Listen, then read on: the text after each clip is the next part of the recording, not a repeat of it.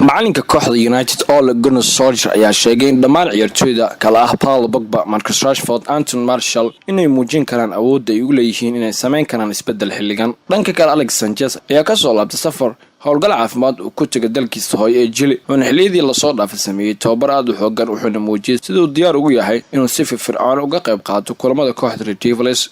Solskjaer oo ka hadlay dhowr arrimood ku saabsan kooxdiisa United ka hor kulanka caawa kula ciyaari doona horyaalka Premier League kooxda Newcastle. waxaan u maleynayaa inuu noqon doono ciyaaryahan si weyn u faa'iideysan doono xilliyada soo aadan isla markaana kubadda si dhaqsi ah u dhaqaajin doono. marka si aan sameeyno fursad badan waxay inoo lahaan doontaa qiimo. waxaan u maleynayaa in Sanchez uu isha ku hay arrintan wuxuu ku dhaliyay tababarka goolal badan ee aad u wanaagsan sidaa darteed aan ku faraxsanahay. tababar Ole Gunnar Solskjaer ayaa xaqiijinay Sanchez uu ciyaari doono kulanka caawa ee kula ciyaari doonaan horyaalka England nadiga Newcastle. balse sida iska caadiga ah ma uusan cadeynin in kulanku ku soo bilaaban doono in kale halka sidoo kale u badan tahay in kulanka uu sheegi doono Marcus Rashford sabab la xiriira dhaawac la kulmo kulankii la soo dhaafay laacibkan kulankii guusha muhiimka ay ka gaareen kooxda Panama.